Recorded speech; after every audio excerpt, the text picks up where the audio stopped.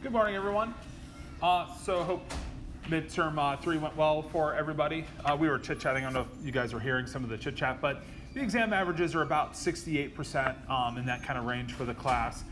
That's pretty similar. I think it's almost the same as what midterm 2 was. Just when you get your score, hopefully by Friday sometime, I would just try to think about your exam average, and if we're in the 75 plus range, I wouldn't be too beating yourself up for those scores. If we're getting close to that, that's good too. So think about how you're doing on the collective exams. Looking through scores, I can see, some students struggled on one test but rebound for the other exam. So if you did struggle on one test and were able to put it back together for this exam, make sure to take that as a win. So also think about how 40% of the class are labs, homework, recitation. Right now, that 40% of the class is running at a 92.5% average. And so you can think about kind of what your score is on those aspects of the class. If you're in that 90% plus range, if you have a 90% plus exam score, you're likely heading for the A solid range. But if you're just hoping to get out of the class with an A minus, a B plus, you can usually have your exam scores be a little bit lower than those range if your other scores are a little bit higher, so that they average into, those ranges. About 90% plus of the class is in the C minus or better range, so I think that's a good thing to think about, that even if your exam scores are struggling to get into the 50 to 60% range, that you can still have a good grade if you're getting most of the other points in the class. And then nobody is in the E range at the moment. If the class ended today, or at least nobody that's taken the exams is in the E range. Keep working, don't give up. I know some students that maybe are looking at exam scores that aren't great. Keep working, keep studying, keep trying. Things are gonna come together here in chapters 8 and 9. Not a lot of math topics in chapter 8 and 9 either, so if the math topics have been some of the areas of struggling, just kind of know that we're going to deal with a lot of concepts here in chapters 8 and 9, a lot of things like sketching Lewis structures. There's not a whole lot of things you need to know from earlier chapters either. We're going to be building some new concepts here. The only main concept we're going to run with here, probably in chapter 8, that you really need to know are valence electrons.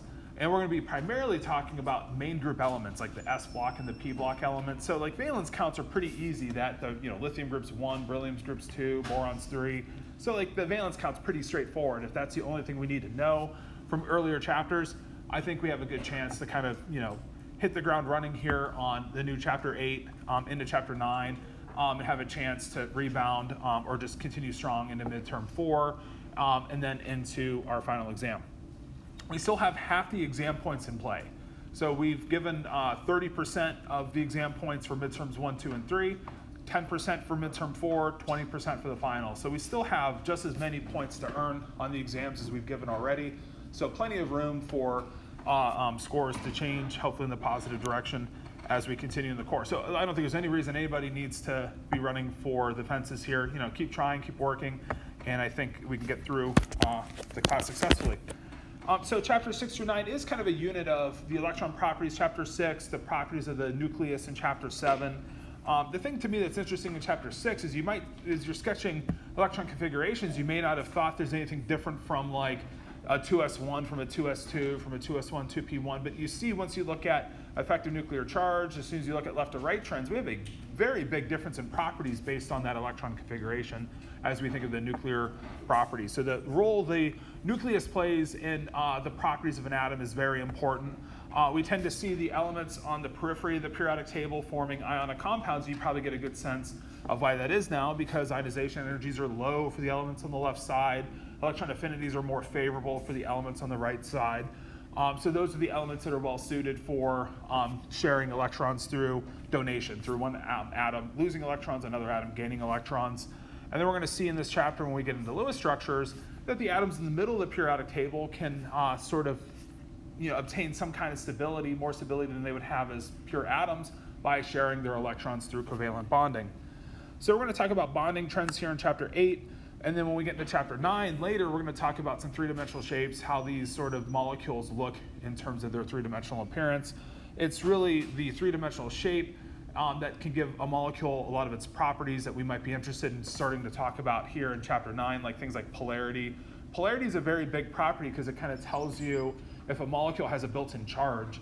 And if you have a neighbor next to a polar molecule, you're going to have a stronger attraction. So when we get into liquids in chapter 11, polar molecules are going to have like a stronger attraction with each other than, say, molecules without those charges than nonpolar molecules. So we're going to talk a lot about polarity trends, bonding models when we get to chapter 9.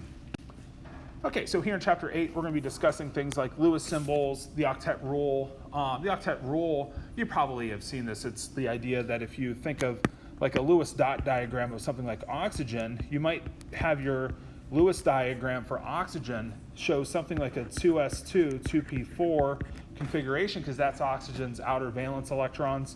So oxygen's valence diagram would look like a 2s2, then we'd have a 2p4. So I might show, two sets of spin paired electrons on one of the corners of the O atom, and then lone pairs on the other sides. It doesn't matter what sides I sketch these on. I could have written this way too. So it doesn't really matter which way we sketch this thing, as long as we're kind of picturing 6 valence electrons. So I'm kind of picturing the valence electrons here, and then the valence electron diagram, and then trying to piece that together in terms of like a Lewis symbol. The octet rule is that oxygen, is going to benefit by trying to obtain 8 electrons surrounding it. So oxygen has room for 8 electrons, just like any element in the second row of the periodic table would have. So if oxygen wanted to obtain a configuration like neon, where neon, of course, has 8 valence electrons, so oxygen could pick up 2 electrons, and this would be O2 minus. So we can think of like the Lewis dot structure of something like oxide ion versus oxygen atom. So this is the neutral atom, and this is the anion. And so then we'll discuss ionic bonding trends, something we call lattice energy, which we'll see that's a way to measure the strength of an ionic bond. Then we'll talk about covalent bonding for the atoms that can't really form ionic compounds through the sharing of electrons, but they can share atoms through shared bonds and covalent bonding. Then we'll talk about bond polarity versus electronegativity. So we'll see how the different elements kind of have a different pull for electrons in bonds and can obtain some charges. And we'll describe the electronegativity and bond polarity and the effects that those have on bonds. And then we'll start sketching a bunch of Lewis structures. We'll go through a variety of different types of molecules and how we can sketch the types of bonds that they're going to have. This is going to take us into trying to determine if bonds are like double versus single versus triple for different types of bonds. And then for larger molecules, just trying to piece them together in terms of the total type bonding that goes on between the molecule. And then from there, we'll talk about things like resonance and the octet rule. There's a lot of octet rule violations for Lewis structures. We'll see some different Lewis structures that violate the octet rule. And then we'll discuss a little bit more about strengths of chemical bonds. We've already kind of talked about this topic in chapter 5, but we'll just talk about how single versus double versus triple bonds kind of change bond strength and what role those play in things like bond length as we wrap the chapter up. Okay, so there's actually 3 flavors of types of bonds. We're only going to talk about 2 in this chapter. The 2 that we're going to talk about the most in this chapter, or really only in this chapter, are ionic bonding and covalent bonding. And so ionic bonding are the bonds between ions and ionic compounds, of course, so things like NaCl. So these are the compounds where we've been talking about charge all along, from like the naming of the compounds to then the properties of the compound in like chapter 4, how this thing in water dissociates into sodium ions and chloride ions. And so compounds comprised of ions or ionic compounds. And so then these are the cases where we can have electrons lost, so we have to have relatively low ionization energies. For these elements, we have to have relatively favorable or negative electron affinities for the non-metallic elements in the group to form anions. And then it's the attractive force that we then have between the plus and the minus that hold the compound together. So it's the electrostatic force of attraction. And so going back to the sort of Coulomb's law, where we have the energy of electrostatic attraction is equal to kappa Q1 Q2 divided by D, that this equation that we've used this equation more in thought, never to actually solve a problem with it, but we're just thinking of this equation for wanting plus and minus ions to have a favorable electrostatic attractive force. So having a plus and a minus allow the energy to have that negative electrostatic potential energy or negative energy. If we try to bring 2 cations together, they repel, the energy goes up, so we have a positive electrostatic energy. If we bring 2 anions together, again, the energy would go up, a plus minus energy goes down. And then also the distance of separation of those ions want to be close together. The closer together they are, the better. So being closer together will increase the magnitude of this attractive force. So being closer together is better for attractive force, and then having higher magnitudes of charge is also going to be better. So if we can have more highly charged ions, like a compound with a 2 plus and a 2 minus ion is going to experience a greater attraction due to the increased charges. So think about the magnitudes of charge, think about a -2 charge being greater than a -1 charge. And so for comparing the attractive force in something like calcium oxide, we're going to expect that this compound here has a stronger attractive force, that the energy of electrostatic attraction, like the magnitude of that attraction, is going to be stronger because we have double the magnitudes of charge. And so we'll talk about some more trends of ionic bonding as we kind of continue, but I just want to start here. As we think of ions, we can picture maybe having higher charged ions. It's going to make them stick together more strongly. It's going to take more energy to separate them. If you think of the energy it takes to break the bond, it's going to take more energy to break that stronger bond, like between calcium and oxide ion.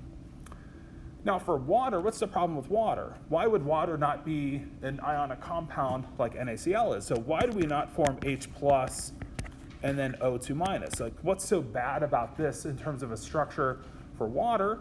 What's bad about this is, if you recall, the ionization energy of hydrogen is about 2.5 times that of the metals in the alkali metal group. So the ionization energy of sodium is about 500 kJs per mole, but hydrogen's about 1,300 kJs per mole.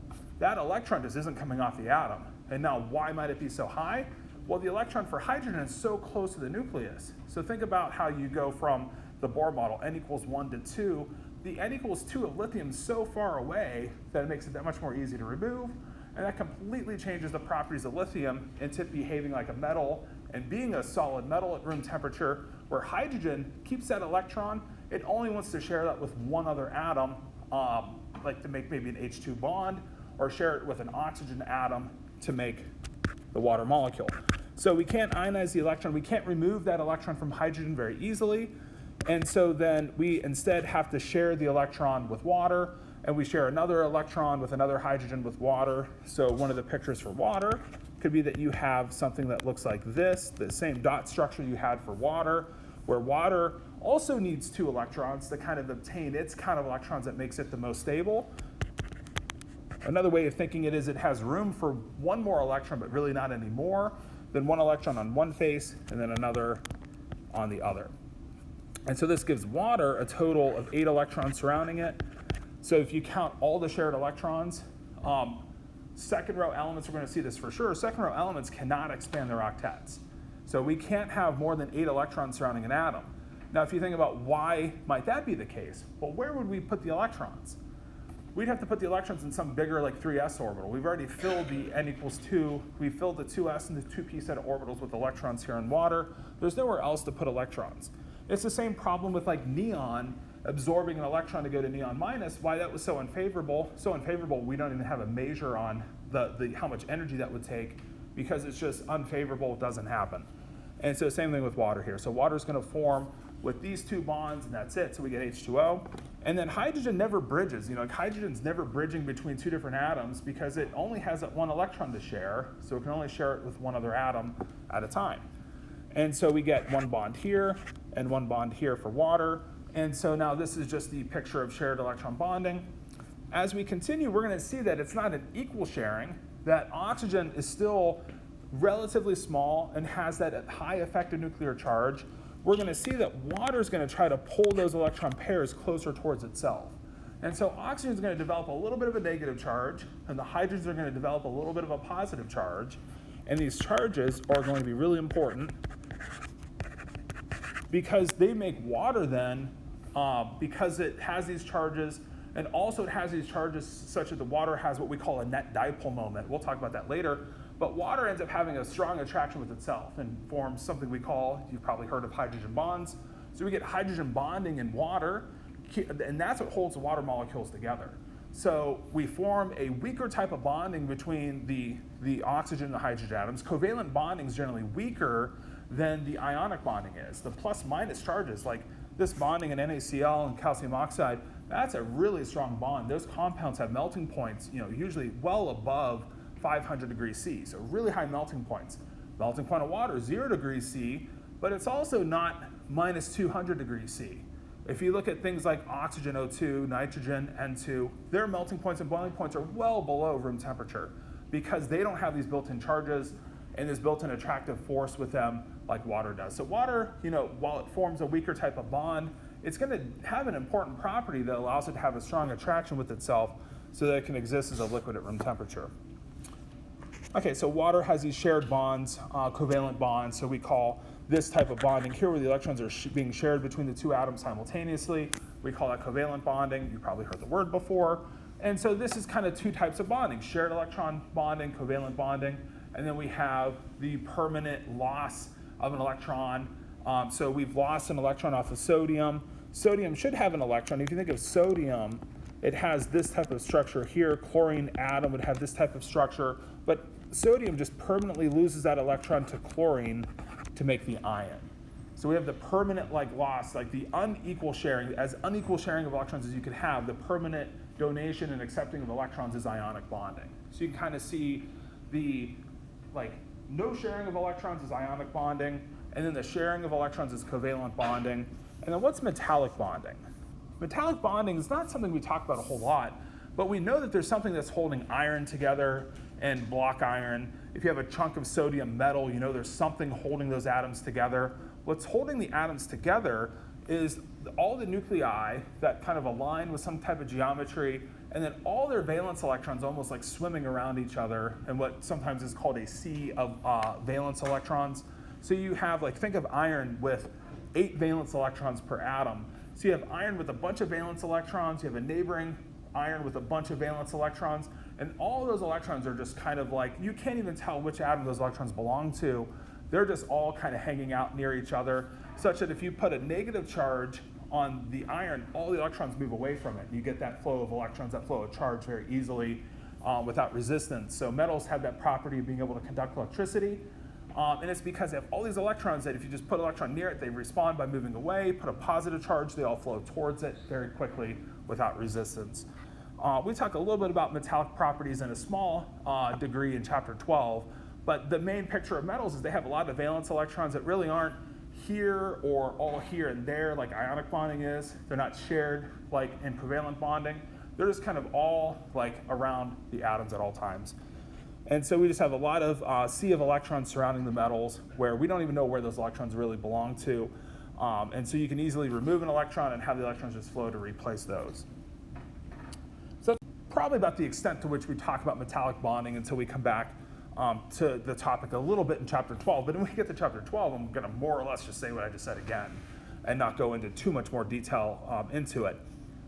Now, let's go back through Lewis symbols real quick. Now, when we think of Lewis symbols, I would probably think of beryllium looking like this because it's a 2s2, 2 valence electron spin paired. Now, sometimes you can draw a Lewis structure where you just then put the 2 electrons on either side, and it doesn't really make much of a difference if you write it this way or this way. I think both of those are going to be relatively acceptable Lewis structures. If you write it this way, you might be able to see why a compound like BeCl2 forms. So BeCl2 just forms with a chlorine atom pairing up with that extra electron pair, then another chlorine atom on the opposite side pairing up. So the Lewis dot structures that you might write may just end up helping you write some Lewis structures later. We're going to see there's kind of 2 ways to write a Lewis structure. If we have a simple compound, we can think of starting with a dot diagram. If we have a slightly more complicated Lewis structure, or even if we want to do the simple one with a different set of rules, we have a set of rules that will help us get almost any Lewis structure correct from scratch. So if we have a simple compound, you can always go to the dot structure. So boron, 3 valence electrons, so you can have 3 dots around a boron atom, or you could have boron this way. So this is still an acceptable Lewis structure, and you can put the dots wherever. It doesn't matter if you're putting them on 2 on the side, 1 on the top, or 2 on the top, 1 on the side. It doesn't really matter geometrically where you're putting the dots, or you can separate them this way here. That's fine. We're not thinking too much about geometry in this chapter. So there's not a whole lot of thought of what geometry you might sketch the molecule with or what it really looks like. This chapter here is going to be more about trying just to count the types and numbers of bonds you can get around an atom. So for boron, for example, if I have this structure here, you might expect that I could get 3 chlorine atoms. So if I take a boron atom and 3 chlorines, I end up making a stable molecule of BCl3. So chlorine has that 1 dot. So the chlorine atoms have 7 valence electrons, which is why they have the dot structure that they have. So we're just like kind of clicking the atoms together in a way and making a molecule BCl3, where I have 3 single bonds holding the chlorines together onto the boron. Now, geometrically, I'm not worried about what this geometrically looks like. We're going to talk in the next chapter about how these electron pairs repel each other. The dots we're writing are all electrons that are negative. So the bonding pairs are all dots, but they're really negative particles. They're going to repel each other. BCl3 is going to take a particular geometry. So let's save that geometry discussion for later. So let's not worry too much about how we're sketching things, but just how we're trying to see, do I have double or single bonds? So I have 3 single bonds between B and Cl and BCl3. And again, we'll get much more to writing Lewis structures as we continue. This is just kind of a rough introduction here. The Lewis structure of carbon, so carbon has 4 valence electrons, so I have 4 dots around carbon. You could also write carbon this way too.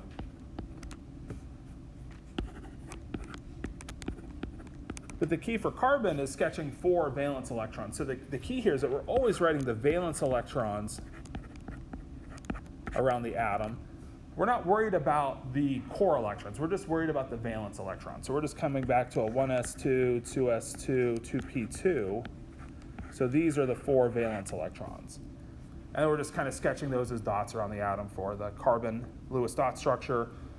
Oxygen, fluorine, we kind of wrote oxygen earlier. Fluorine, just like chlorine, has 7 valence electrons, so we just have 1 dot around F that's unpaired, and then 3 spin paired. So chlorine, like we were sketching it, and those compounds. So now compounds like BeCl2 and BCl3 turn out to exist as stable molecules. You can ship them, you can buy them.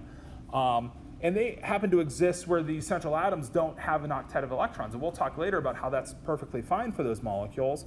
Once we get to carbon, we can satisfy and see the octet rule kind of in action. So for carbon, we have the 4 dots around it. Let's go to hydrogen. We could do chlorine too, but let's just think about hydrogen.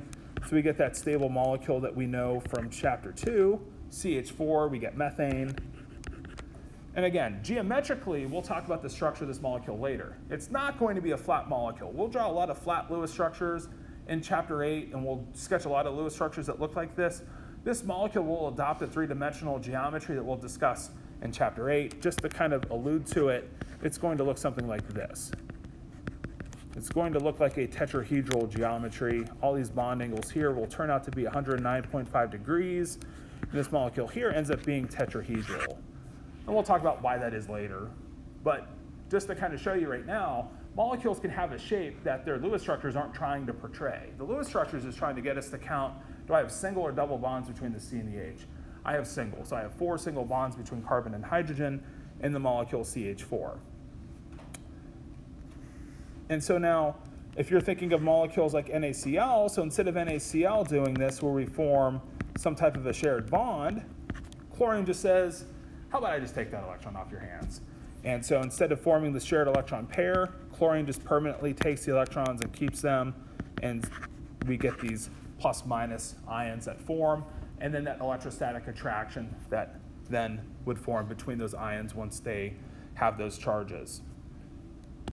So let's think a little bit more about ionic bonding. So for ionic bonding, how strong is that bond? Well, we're talking here about the loss of the electron from sodium making sodium plus, and then the gain of the electron making chlorine minus. Now, if you recall, and we do have some numbers for this, that we might remember that the ionization energy of sodium is plus 496 kJs per mole, and then the electron affinity of chlorine, so the energy it takes chlorine, or the energy associated with chlorine accepting an electron, is minus 349 kJs per mole. So do you see how it's still not even really energetically beneficial? It's not just that sodium is more stable as sodium plus. In fact, that's really not even true, right? Because it took energy to remove the electron. So it's not even really the picture that sodium is so stable as sodium plus, because it took energy to get there. it's that if we take the electron off sodium and put it onto chlorine, we get a little bit of that stability back. We get some of that energy back, but we're still kind of uphill. It still took 150 kilojoules to take the electron off sodium and put it onto chlorine. But what do we get back in return is that plus minus electrostatic force of attraction. So we get back the electrostatic force of attraction, we get back the energy associated with this forming NaCl solid. And then what we're going to see is we can measure or have an idea of how much energy does it take this to go to that. How much energy does it take the compound as a solid, the IC, the ionic compound as a solid, how much energy does it take it to go to its ions? It turns out that that's 788 kilojoules per mole for sodium chloride to form as the, so you have sodium chloride solid. If that exists as a solid, you just want it to go and turn into its gaseous ions, it has to absorb almost 800 kilojoules per mole. Well, think of it the other way around. If I have the ions that then form the solid, I get back 788 kilojoules. So the reason why NaCl forms is almost for this reason, because we're taking electron off sodium, putting it on chlorine. So it took 500 to get it off of chlorine, got 350 back when we put the electron onto the chlorine atom, and then I get 788 kilojoules back when I put that electron onto, or when I allow the ions to then have their electrostatic force of attraction. Okay, so you see, it's that force of attraction that we get after those ions are formed that lead NaCl to form with the plus and minus charges. Now, I did say that this isn't the entire reason. The other reasons this forms is because everything else it could have done was worse. You know, like if you had said, well, why don't we make sodium minus? Well, what's so bad about sodium minus? It's actually downhill, remember? Like, so Na to Na minus is probably like minus 50-ish kJs per mole. But how much energy does it take to go to chlorine plus? If you want to get the electron off of chlorine, that's like 1,600 kJs per mole. It's in that like really high range. So instead of it being about plus 150 to make Na plus and Cl minus, you're talking probably about plus 1,000 kJs per mole or so to make Na minus and Cl plus. That's bad, right? And then we're only going to get back roughly probably that same lattice energy. If you imagine the lattice energy is about the same, that's not as good as it was if we could have went all the way down to that minus 788 on top of the plus 150. So it's all about the relative options that these atoms have. Think about another question. Why don't we continue to sodium 2 plus? Why not sodium 2 plus and chlorine 2 minus? What's bad about that? Well, remember how much more energy it takes to remove a core electron? It takes almost 5,000 kJs per mole for sodium to go to sodium 2 plus. And then if we go to chlorine 2 minus, guess what? That's not favorable anymore because chlorine filled its octet, and to put another electron around chlorine would take energy. So you're talking probably plus 6,000 to 7,000 kJs per mole just to get back what might have been a moderately stronger ionic bond. So you have to think like the reason why molecules do the things they do is because the things they do must be energetically more favorable than all the other options. Like that has to be the reason. So the reason why NaCl is so stable is because anything else that we could have formed out of sodium and chlorine was less stable and would have added less stability. And so our lattice energy is the energy associated with completely separating a mole of a solid ionic compound into gaseous ions. So if you look at this thing here, it's the solid ionic compound separating into gaseous ions.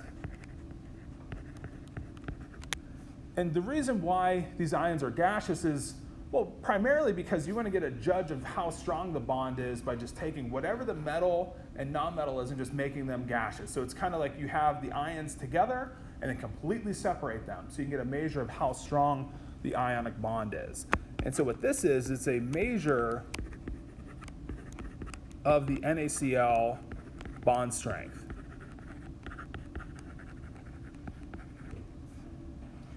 And so the bond strength, I would say it's about 800 kJs per mole.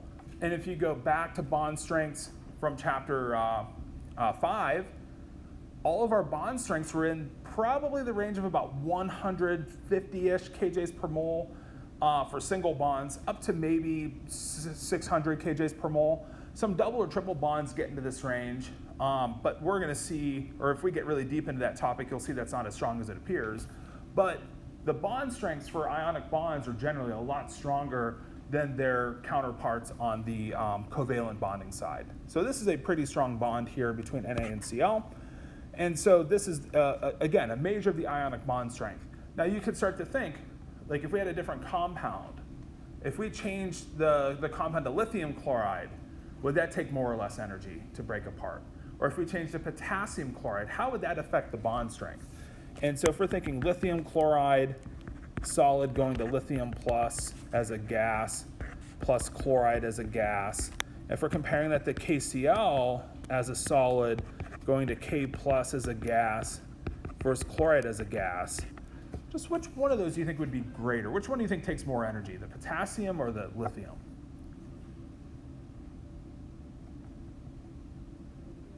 A lot of people would think potassium because it's bigger. So a lot of times we think, well, bigger's got to take more energy.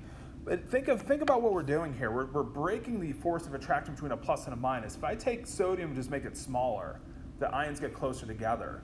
So if we think of our equation here, the energy of electrostatic attraction that we have to break for these compounds to separate into their gaseous ions,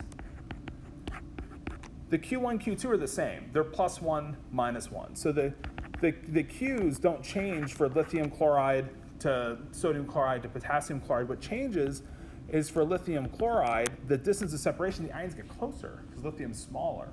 And so the ions getting closer, when we're exchanging charge, it's better for the ions to be smaller. They're going to have a stronger force of attraction.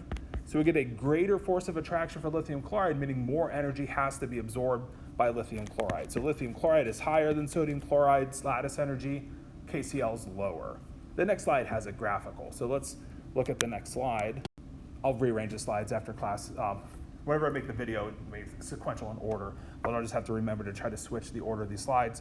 But what this slide here is showing us is lithium chloride's lattice energy, 834, compared to sodium chloride, 788. If we make sodium now bigger, make a plus 1 ion but bigger, potassium chloride's lattice energy drops, and then so too does rubidium chloride, and cesium chloride continues the trend.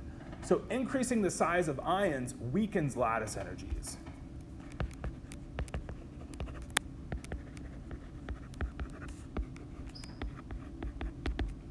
So bigger ions leads to lower lattice energies when we're comparing ions with the same charge.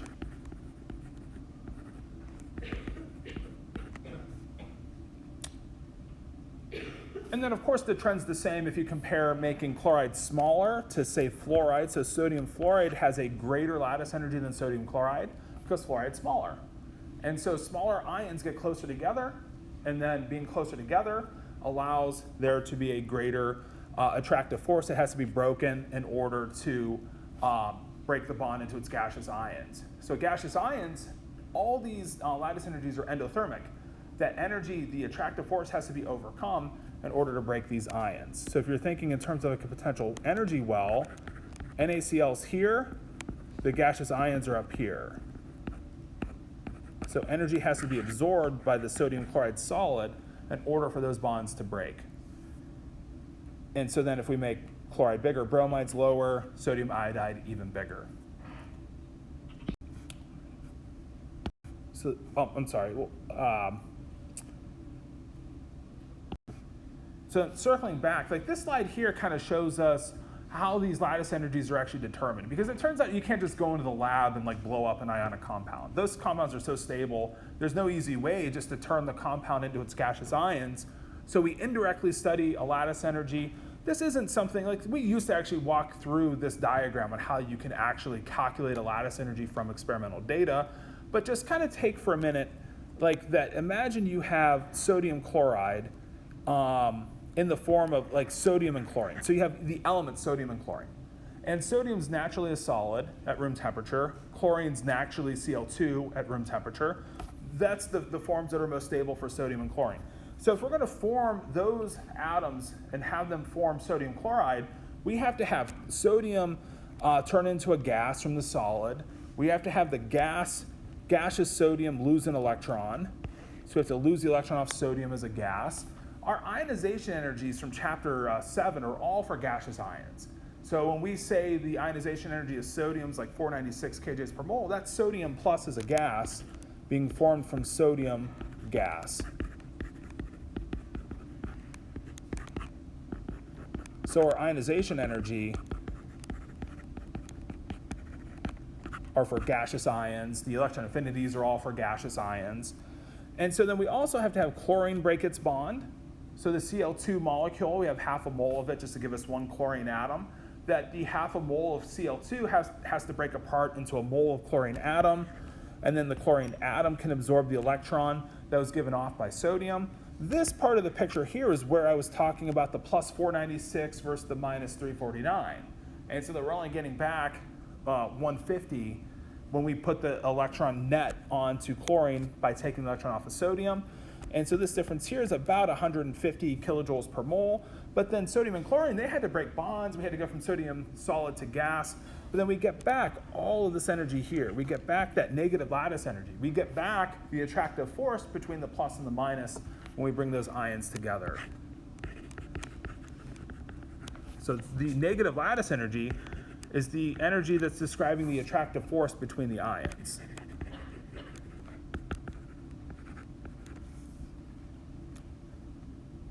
So it takes energy to make the ions, but we get back a lot of energy once we make the new ions. And this is what's really important, is that this down to here, the elements relative to forming the sodium chloride, that the sodium chloride has to be net downhill. Like this is about, I think it's minus 410 kJs per mole is the delta HF of sodium chloride. And so if you remember, delta HFs is the compound being formed from its elements. And so the elements being sodium solid and a half Cl2 gas. And so in order for NaCl to form, it has to be more stable. That's what's really important, is for sodium chloride to be net downhill from the elements sodium and chlorine. If it wasn't, then we just would have had the elements persist at room temperature. So we don't find sodium in mines. We find sodium chloride in mines. We don't find Cl2 anywhere on Earth naturally. We have to synthesize it. We find it in compounds as chloride ion because it's so much more stable that once you make the ions and they have their attractive force with whatever they're forming with, that's what persists. And so we end up forming sodium chloride because it's net downhill from the elements, and that minus 788 kilojoules per mole is what describes that attractive force that forms between those ions once they're formed. And then you could go back to chapter 4. Why is it when we put sodium chloride into water, it dissolves? Well, I mean, without knowing anything, you just have to say that whatever the attractive force is between sodium and sodium chloride is just being replaced by water. So water is forming a stable force of attraction between those ions, and that just collectively must be stronger. There's also a thing to do with entropy and disorder that we should talk about, but that'll come up later in chapter 19. So there's something to do with the disorder, the degree of the disorder of your reactants versus products too that drives the reactions to take place. But you can also think of the bond strength, that there has to be something in water that's replacing the attractive force, and it's that charge on water we were talking about earlier. Water has a negative charge on O, positive charges on the H, and so the negative on O goes after the positive charge. The positive ends of the hydrogen go after the negative atoms. So you start to see that when you put sodium chloride into water, that the sodium plus is surrounded by the oxygen's negative charge. So you have water with its negative charge surrounding the sodium plus cation, and then the chloride ion has the hydrogen partial positive surrounding it. So it has a bunch of the hydrogens on the water pointing towards it, because you get the plus minus interaction between water and then the chloride ion. And so we can even get a description of why things are dissolving in water, like we were seeing in chapter 4. Okay, so this table here is just comparing in more of like a table form. On this side here is just a lot of the data we were seeing. A couple other compounds are listed too, but again, it's just kind of showing you small ions, higher lattice energy, bigger ions, lower lattice energy. And so again, as we're decreasing the distance of separation, we make smaller ions with the same charge. We increase the attractive force, more energy is needed to separate those ions. Well, what do you think about if we change the charges? We talked about this earlier with calcium oxide compared to sodium chloride, but if you increase the magnitudes of charge, then we're also going to increase that attractive force between the atoms. And so as you go from 2 plus with a minus magnesium chloride, notice how the lattice energy is a lot higher. So we have a much higher lattice energy for magnesium chloride because we have a stronger 2 plus minus 1 attractive force between magnesium and chloride. We also have a kind of interesting detail where we have 2 of the ionic bonds that have to be broken. So we have 2 chloride ions and magnesium 2 plus. So we have actually two ionic bonds that are going to be broken by 1 mole of magnesium chloride, just based on the stoichiometry or the ratio of the ions to each other. So magnesium chloride would have on average 2 bonds that have to be broke. But then each of those on average, if you divide the 2526 by 2, that's still greater than you would have expected from the +1, -1s because the magnitude of charge is higher. So the magnitude of charge on magnesium being 2+ gives it a stronger attractive force.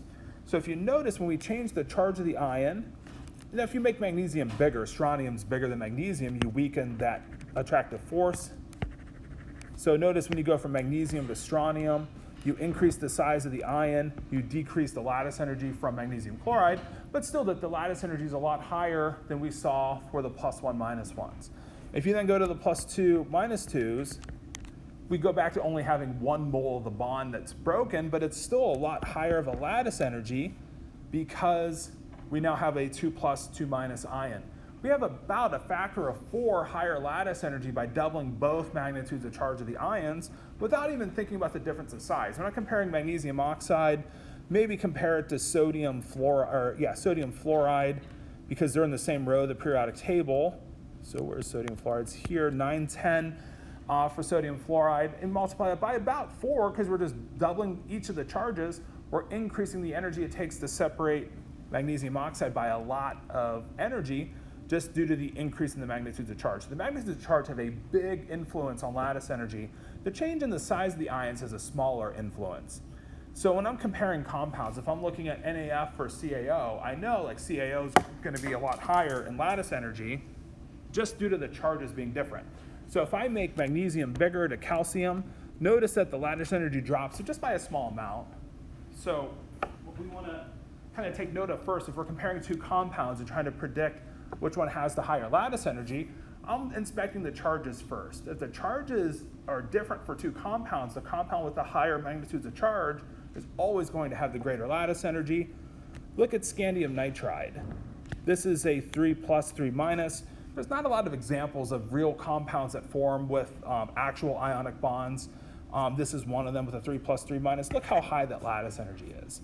So this is just the lattice energy that corresponds to the energy to go to scandium 3+ as a gas plus nitrogen 3- as a gas. Notice how we've now tripled each of those charges compared to +1, -1s. We're about a factor of 9 higher now in lattice energy compared to the +1, -1s of comparable size.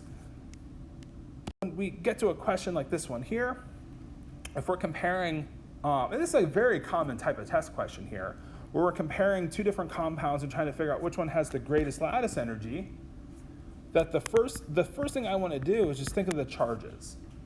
When the charges are the same, then what I need to do is think smaller ions, stronger attractive force.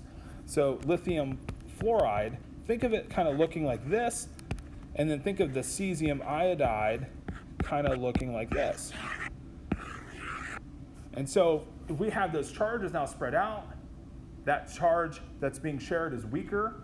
The attractive force is weaker, so less energy has to be applied to break the bond here. So this is a weaker bond. This is a stronger bond.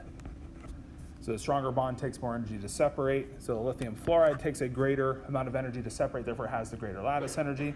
What do you guys think for sodium plus magnesium sulfide?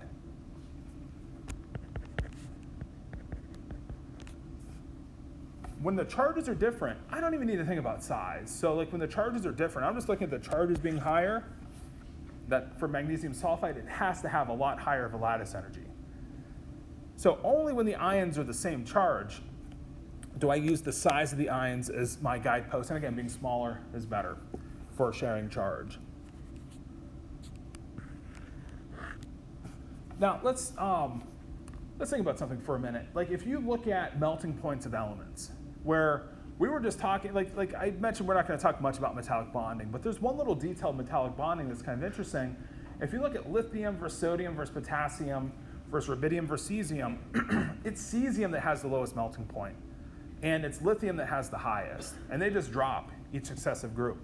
And so now if you're thinking of metals, they're kind of exchanging charge with that valence electron being shared between them. So metals are kind of being described as, or you can think of them as behaving as like centers of charge or exchanging electrons. Being smaller is better. for metals in terms of their melting point. So we have a higher melting point for lithium.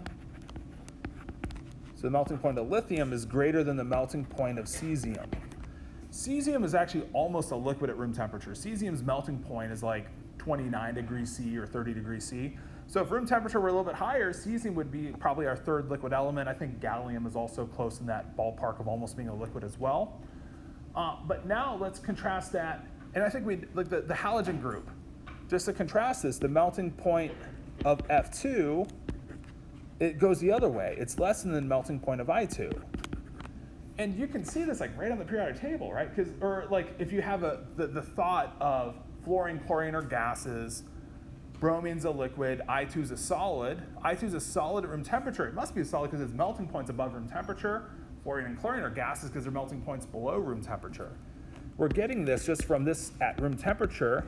We know that fluorine's a gas, but then at room temperature, iodine's a solid. So you can kind of just see based on what you already know about the halogens that I2 has to flip and kind of have the higher melting point. Now, why does this trend flip? Well, the trend's going to flip because we're not exchanging charge. If we're not exchanging charge, being bigger is actually better. If we're exchanging charge, being smaller is better. So you can kind of think how there's going to be two important forces of attraction. There's going to be ionic or electrostatic forces of attraction. Higher charges on smaller centers is better. And then if you're not exchanging charge, then just a bigger atom is going to be able to attract itself to another larger atom. Okay, so let's think a little bit about covalent bonding. And really for the rest of the chapter, we're going to talk almost exclusively about covalent bonding from this point. So ionic bonds, we can classify ionic bonding by the lattice energy. And so the strength of an ionic bond is just determined by how high the charges are in the ion and how close they are together. Closer together, stronger. Higher charge, stronger.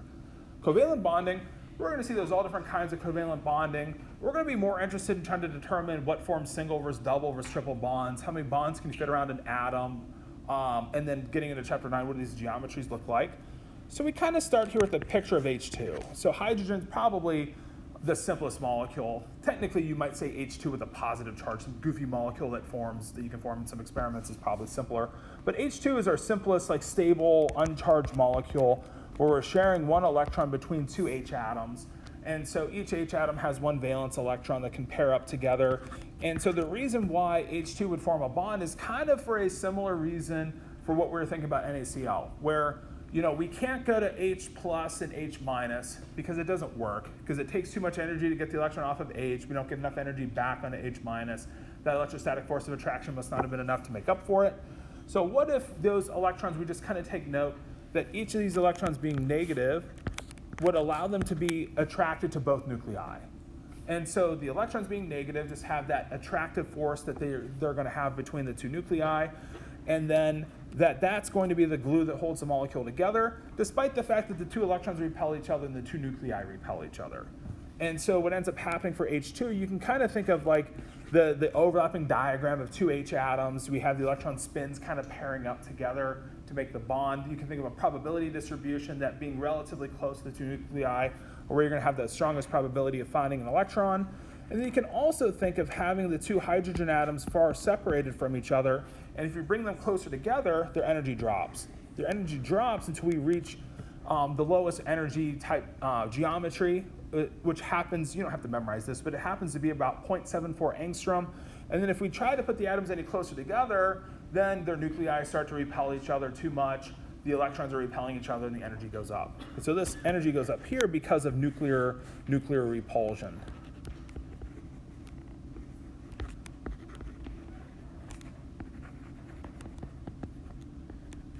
And then the energy goes down here because of the electron nuclear attraction.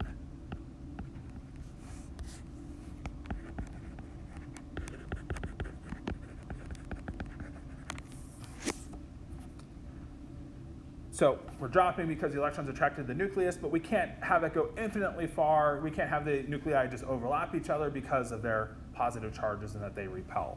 So just remember, we have positive charges here, and then that eventually those positive charges will repel each other if they get too close. So we just have to have the right balance of the bond length versus the attractive force between the electrons so we don't over with the nuclear repulsions.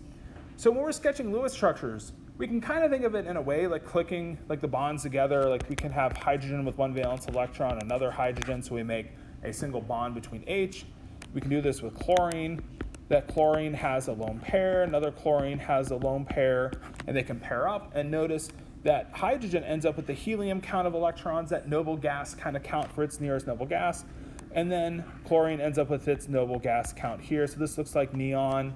Its configuration of electrons, and then this configuration here looks like neon's count of electrons here as well. So we're kind of coming up with the idea that through shared electron pairing, the atoms are sharing electrons to get to that count of about 8 to follow the octet rule. But we're going to see that this isn't a hard rule, that molecules can form and can be stable that don't necessarily have 8 electrons surrounding them. So for example, hydrogen doesn't have 8. Hydrogen only has 2 because that's its nearest noble gas count. So hydrogen, fluorine. So fluorine has 7 valence electrons. So we have the lone pair on fluorine, pair up with hydrogen. Water, we showed that earlier. So pairing up to make the water bond. Now ammonia, if you notice, if we go to the next neighbor to oxygen to nitrogen, nitrogen has this type of structure here. Hydrogen overlaps to make 3 bonds. And we don't do anything with that lone pair. We just leave it be a lone pair electrons on nitrogen.